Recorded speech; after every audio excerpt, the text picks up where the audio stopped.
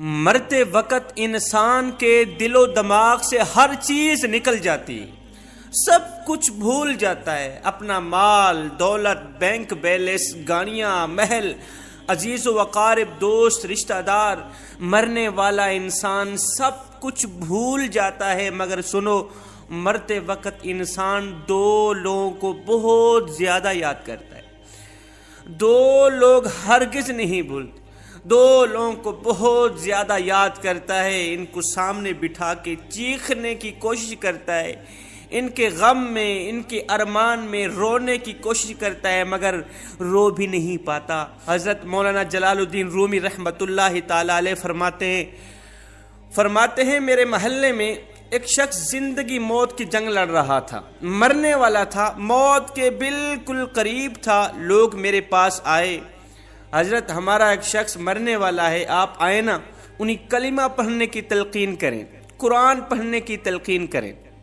حضرت مولانا جلال الدین رومی رحمۃ اللہ تعالی علیہ فرماتے ہیں میں اس مرنے والے کے پاس پہنچ گیا، اس کے قریب بیٹھ گیا، آس پاس میں اس کے دوست، رشتہ دار، عزیز و اقارب بیٹھے ہوئے ہیں، اس کے مرنے کا انتظار کر رہے ہیں۔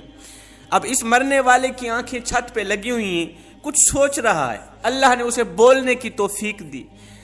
وہ رو کر کہنے لگا میرے بچے کہاں ہیں؟ اللہ اکبر! اس کو نہ کمایا گیا مال یاد آیا، نہ دولت یاد آئی، نہ گاڑی، نہ بنگلہ، نہ بینک بیلنس، نہ عزیز و اقارب، دوست، رشتہ دار، یہاں تک کہ نہ تو اسے ماں یاد آئی، نہ تو اسے باپ یاد آیا، نہ بہن، نہ بھائی۔ کہتا ہے میرے بچے کہاں ہیں؟ بچے دوڑ کر آئے، جی ابا حضور، ساتھ میں بیٹھ گئے۔ پھر کہتا ہے میری بیوی کہاں؟ بیوی دوڑ کر آئی، بیٹھ گئی۔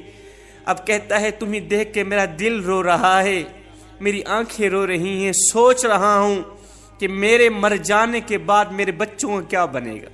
انسان جب مرتے وقت بچوں کو دیکھتا ہے نا، اللہ تعالیٰ جب اسے دیکھنے کی توفیق دیتا ہے، ہمت دیتا ہے، جب آخری بار بچوں کو دیکھتا ہے تو وہ یہ بھول جاتا ہے کہ میرے مرنے کے بعد میرا کیا بنے گا، یہ سوچتا ہے کہ میرے مرنے کے بعد میری اولاد کا کیا بنے گا، میرے مرنے کے بعد پتہ نہیں میرے ان پیاسے بچوں کو کوئی پانی بھی دے گا یا نہیں دے گا، میرے بھوکے بچوں کو کوئی کھانا بھی دے گا یا نہیں دے گا، میرے مر جانے کے بعد میرے عزیز و اقارب میں سے، دوستوں میں سے، بھائیوں میں سے، بہنوں میں سے میری طرح کوئی ان کا خیال رکھے گا یا نہیں رکھے گا، میری طرح کوئی ان یتیم بچوں کی فکر کرے گا یا نہیں کرے گا۔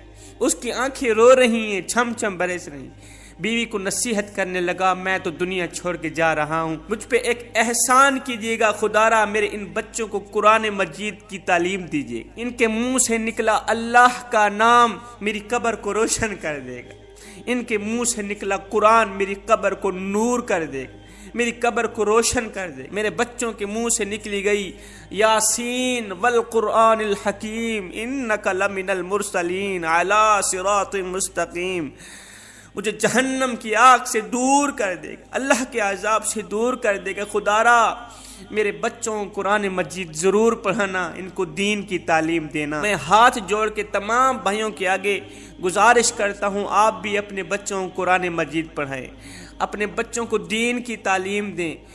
تم نے وہ واقعہ نہیں سنا حضرت سیدنا موسیٰ علیہ السلام کا ایک قبرستان سے گزر ہوا، آپ نے دیکھا قبرستان کی ایک قبر کے اندر مردے کو دردناک عذاب دیا جا رہا ہے، مردہ عذاب میں مبتلا ہے، اس کی قبر جہنم کے گڑھوں میں سے گڑھا بنی ہوئی، مردہ عذاب میں مبتلا ہے، چیخو پکار کر رہا ہے۔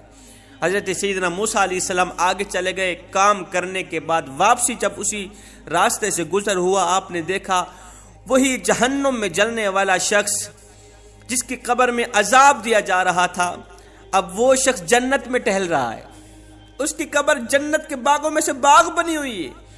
دونوں ہاتھ اٹھائے، عرض کی میرے مالک تھوڑی دیر پہلے میں یہاں سے گزرا تھا، یہی قبر جہنم کے گڑھوں میں سے گڑھا بنی ہوئی تھی، تھوڑی دیر کے بعد یہ جنت کے باغوں میں سے ایک باغ کیسے بن گئی؟ میرے اللہ نے فرمایا موسیٰ یہ شخص جب مرا تھا نا، مرنے سے پہلے اپنی بیوی کو حاملہ چھوڑ کے مرا تھا، بیوی کا ایک بیٹا پیدا ہوا، بچہ پیدا ہوا، بچہ آج چھوٹا کل بڑا، تھوڑا سا بڑا ہوا تو اس کی بیوی نے بچے کو مسجد میں بھیجا، مکتب میں بھیجا، معلم صاحب نے اس کے بچے کو بسم اللہ الرحمن الرحیم پڑھائی، اللہ اکبر۔ آج اس کے بچے نے بسم اللہ الرحمن الرحیم پڑھی ہے۔ موسیٰ مجھے حیا آتی ہے کہ بچہ میرا نام لے، مجھے حیا آتی ہے اس کا بچہ میرا نام لے، اور میں اپنا نام لینے والے بچے کے باپ کو جہنم میں ڈالوں، یہ میری رحمت گوارا ہی نہیں کرتی۔ اس لیے کہتا ہوں اپنے بچوں کو قرآن مجید کی تعلیم دے۔ اگر تم چاہتے ہو کہ تمہاری قبریں روشن ہوں، عذاب تمہارے قریب بالکل نہ آئے، تو اپنے بچوں کو قرآن مجید کی تعلیم دینا۔ حضرت مولانا جلال الدین رومی رحمۃ اللہ تعالی علیہ فرماتے ہیں، وہ توبہ کرتا کرتا یہ کہتا کہ میرے بچوں کو قرآن کی تعلیم دینا، انہیں اچھا بنانا، ایک دم اس کی زبان لڑکھڑانے لگی، ایک دم اس کے ہونٹ کانپنے لگی، اس کا بدن کانپنے لگا، موت کا فرشتہ آ گیا روح نکالنے کے لیے۔ ہائے، فرماتے ہیں جب انسان کی روح نکلتی ہے تو اس کا منہ کھل جاتا ہے، جب انسان کی روح نکلتی ہے نا تو انسان کا منہ کھل جاتا ہے، دونوں ہونٹ ایک دوسرے سے جدا ہو جاتی۔ انسان کی روح انسان کے پیروں سے نکلتی ہوئی اوپر کی طرف آتی ہے، جب دل اور پھیپھڑوں تک پہنچتی ہے تو یہ وہ لمحہ ہوتا ہے، یہ وہ وقت ہوتا ہے کہ جب انسان زندگی میں پہلی بار، دنیا میں پہلی بار فرشتے اور شیطان کو دیکھتا ہے۔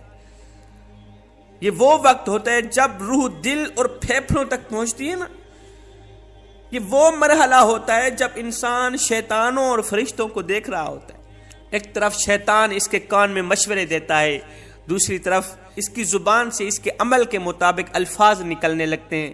اگر انسان نیک ہوتا ہے، اگر نمازی ہوتا ہے، اگر عبادت گزار ہوتا ہے، اگر اللہ کا نیک بندہ ہوتا ہے، تو پھر اس کا دماغ اس کی زبان کو کلمہ پڑھنے کی تلقین کرتا ہے، اللہ اکبر، قرآن پڑھنے کی تلقین کرتا ہے، درود پڑھنے کی تلقین کرتا ہے۔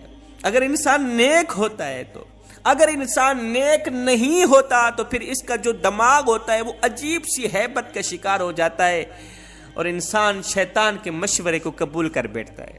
جب انسان شیطان کے مشورے کو قبول کر بیٹھتا ہے پھر کوشش کرتا ہے کلمہ پڑھنے کے، لیکن نہیں پڑھ پاتا۔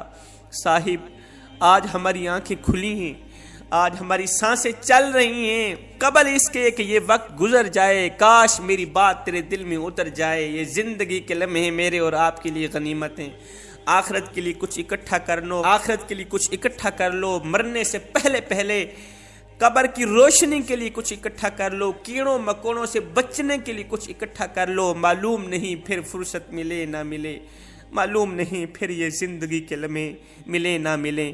آمین ثم آمین، وما علینا الا البلاغ المبین۔